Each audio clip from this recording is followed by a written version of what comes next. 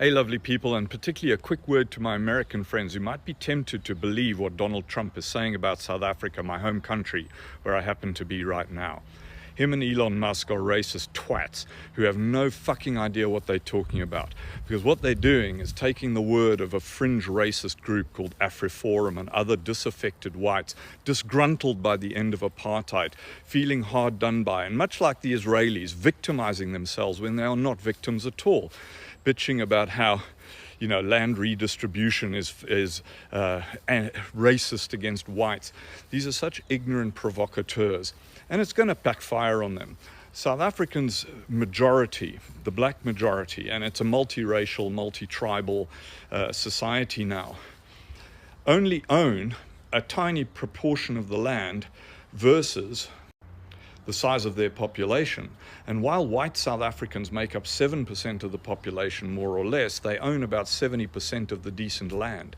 And so the redistribution of land is to address past inequities, and the vast majority of South Africans agree and understand why that's happening and that it's a good thing. It's also under a very strict mechanism. Now, not everyone agrees, of course, with the mechanism, but the principle is what racists like Musk and Trump are railing against here on behalf of a bunch of assholes who equate equality with oppression, because for so many years, decades and decades of the apartheid era, they were the oppressor. And as we know, whenever the oppressor looks at something like equality, it suddenly becomes oppression of him. So fuck Elon Musk, fuck these idiots from Afriforum. You probably know nothing about them, but this is a bunch of, the equivalent of your kind of Proud Boys hanging on to some past that never actually existed. And a past in which the vast majority of people in this country were oppressed, suppressed, and treated much like, fortunately not quite as badly as the Israelis treat the Palestinians. So this whole railing against South Africa, I'm going to add one more point. South Africans, on the whole, all of us, white, black, Indian, colored, which is not a term, is a specific term for those of you who might get offended by that, a specific racial group. We are very, very resilient people. As a country, we have gone through a great deal, both in terms of the early part and then the transition from the apartheid era to genuine multicultural democracy.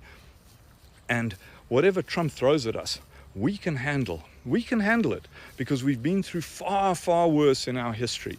And my hope is that South Africans all turn around with one voice and tell Trump to fuck off with his sanctions and his fucking withdrawal of aid and his tariffs and all of this stuff, because we can live through it. What I'm not sure about is whether Americans can, because for the most part, all the stuff that Vivek Ramaswamy said recently about Americans being soft, not prepared to put in the hard graft, and all this stuff, I tell you, for the experience of most foreigners is true. And it's not true of every American I know.